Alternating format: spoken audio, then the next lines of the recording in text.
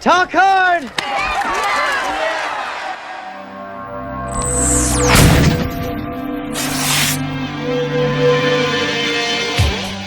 Pump Up the Volume is a 1990 drama film written and directed by Alan Moyle and starring Christian Slater and Samantha Mathis. Sweet, got one part of the Wikipedia down. Let's just go ahead and cross that off. The film is about a teenage high schooler named Mark secretly using a pirate radio station to broadcast a vulgar and exaggerated character named Happy Harry Hardon across the suburbs of Phoenix, Arizona. Things change, however, when tragedy strikes and Happy Harry Hardon is blamed. What follows is a genuinely powerful coming-of-age film that has a lot to say and is shockingly relevant to today's society. Now, don't feel bad if you haven't heard of it. In the age of online streaming, there is, for some reason, no trace of this film anywhere online. Not on Netflix, not on Amazon, Hulu, nothing. There's a few clips on YouTube, but not the full movie. Not even to rent. The only reason I found it is because I was looking through Christian Slater's filmography a while back. You know, like a normal then 17-year-old, and I fell down this rabbit hole. Even if you wanted to buy it new online, you'd have to pay $20 for it on DVD. It really is sad because this movie is practically begging to be talked about today, yet there's no reasonable way to watch it currently. But then again, not having seen the movie never stopped me from watching an overlong YouTube video about it, so... The film is utterly 90s. The style, the presentation, noted soft boy Christian Slater, the music. This is a song for the 90s from my buddies, the Descendents. Welcome to the weinerschnitzel. May I take your order, please? Yeah, I want... Whales for with that? Even the storyline is super 90s. One soft boy and his ham radio against the world. But what's so great about that is that despite being a bit dated, the spirit of it is so relatable to the current generation. There's a lot that this movie has to say, but a good place to start would be the voice of the individual. I like the idea that a voice can just go somewhere uninvited. Just kind of hang out like a dirty thought in a nice clean mind. The main character, Mark Hunter, is a shy, awkward teen who feels like a complete outsider. Having just moved to the Phoenix suburbs from the East Coast, he knows no one at his new school and generally keeps a low profile. He doesn't really do more academically than he has to, and he avoids conversation like the plague. Yet he changes into this completely wild and exuberant personality as an anonymous radio DJ. He's crass, irreverent, and edgy, and depressingly cynical. He's also the greatest rapper of all time.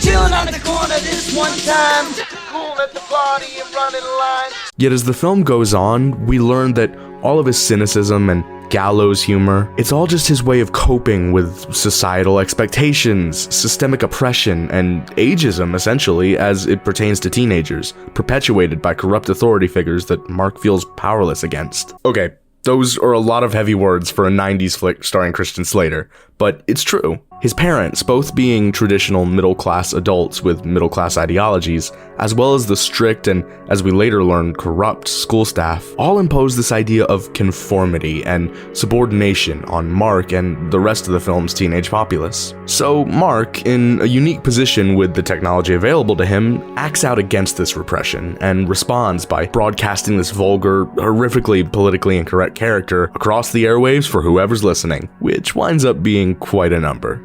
Which can so easily be likened to stuff like the do-it-yourself podcasts of today, the YouTube channels, the platforms for expression that are so easily accessible, so popular, and so important in modern culture. Yet nothing like that really existed back in 1990. The closest thing available back then was a ham radio and a broadcast signal, and even that was a rare vehicle for this kind of self-expression, which is why Happy Harry Hardon, this irreverent nonconformist, spreads like wildfire throughout Mark's high school in the film. It's a voice that all the angsty teenagers identify with. They feel represented by it. Meanwhile, modern teens are so accustomed to this concept and exposed to it every day through social media that now the internet is full of voices like Happy Harry Hardon and full of different perspectives shared every minute of every day, which in essence is how the film actually ends. Mark pretty much starts a revolution and inspires his generation, which up to that point in the film had been relatively voiceless, to join in, to talk hard. But it takes a while for the film to get there, and it all really starts with a boy named Malcolm Kaiser. If it be your will,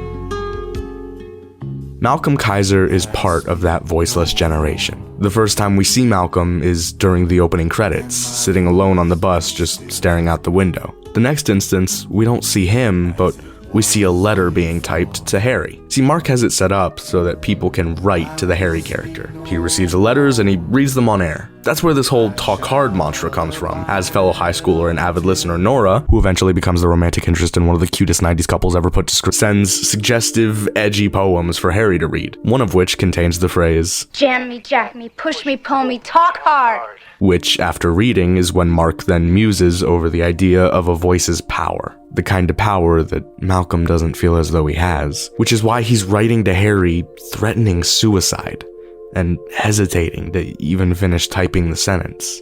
After that, we see Malcolm sitting alone in his room, listening to Harry, when his mother walks in and suggests he come down and join her and his father. He says no, after which she makes a snide remark and just leaves.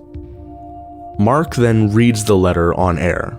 Being used to people writing to Harry often being profane and shocking just for the sake of it, Mark calls the sender. And while the conversation is initially sarcastic and seemingly harmless, it quickly takes a grave turn.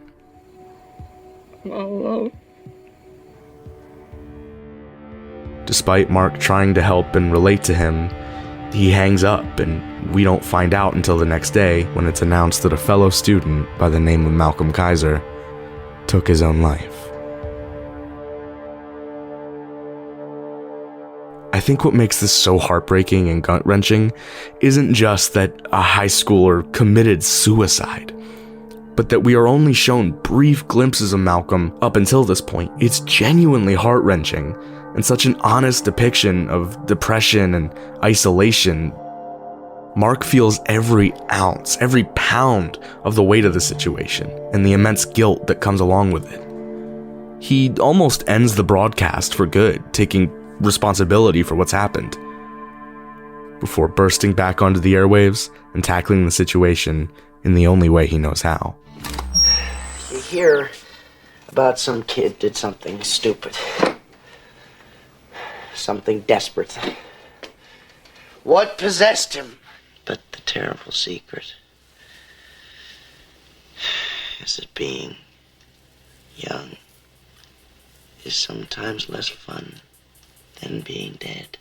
Suicide is wrong, but the interesting thing about it is how uncomplicated it seems. But no, it's not simple. It's like everything else, you have to read the fine print. It is not a pretty picture. And first of all, you shit your shorts. It's at this moment that the movie sheds all semblance of subtlety and lets the monologue speak for itself. Now, they're saying I shouldn't think stuff like this. You know, they're saying something is wrong with me. I don't mind being dejected and rejected, but I'm not gonna be ashamed about it. Doesn't this blend of blindness and blandness want to make you do something crazy? Then why not do something crazy? It makes a hell of a lot more sense than blowing your brains out. Hey! No more Mr. Nice Guy! Oh, God!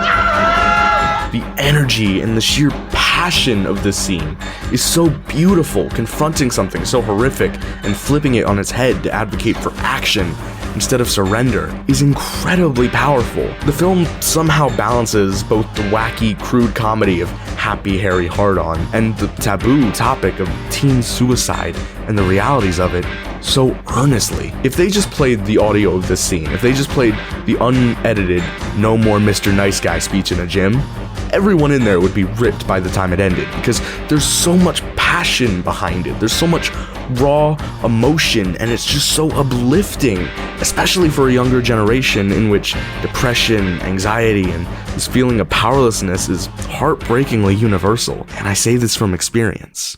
Like I said, I found this movie back when I was about 17. I was in senior year of high school. I wasn't suicidal, so I can't know what that's like or speak on it, but I often felt powerless because of just being a teenager. Broke and emotional all the time. I felt hopeless, like I had no worth. And then I found this movie, and it sounds ungodly corny that a 90s Christian Slater movie spoke to me during my senior year of high school, but it did. For me, the film said everything I needed to hear in the exact way I needed to hear it, which is why this movie is so important to me. And this is the scene that made me fall in love with it. It's as relevant now as it was then. More so even. Teen suicide rates have only gone up since this movie came out, and I can't help but feel like this film needs to be brought back, especially since it's so tragically relevant to the modern day climate. Not just for teenagers, minority groups of all kinds are tragically voiceless in today's society. People of color, those of a different sexuality, and it's so easy to lose hope in the face of all that. And while I'm not really in a position to change much, I can talk about a 90s Christian Slater movie, and maybe me talking about it will introduce it to someone, and it can help them as much as it helped me. If you're still not convinced, I'll leave you with this. Trying not to spoil the rest of the film too much, things escalate dramatically, and after a rather unfortunate series of events, we arrive at the climax, where the thesis of the film, essentially, is stated beautifully, and its relevance to the modern day is at its most clear.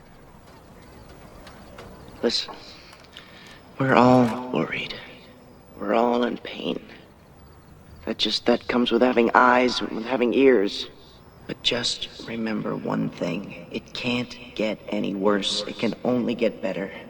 I mean, high school is the bottom. Being a teenager sucks, but that's the point. Surviving it is the whole point. Quitting is not going to make you strong. Living will. So just hang on and hang in there. You know, I know all about the hating and the sneering. I'm a member of the why bother generation myself. But why did I bother to come out here tonight? And why did you? I mean, it's time. It begins with us, not with politicians, the experts, or the teachers, but with us. With you and with me. The ones who need it most. I believe, with everything that's in me, that the whole world is longing for healing. Even the trees and the earth itself are crying out for it. I mean, you can hear it everywhere.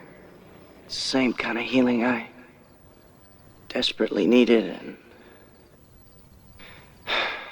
finally feel has begun. With you.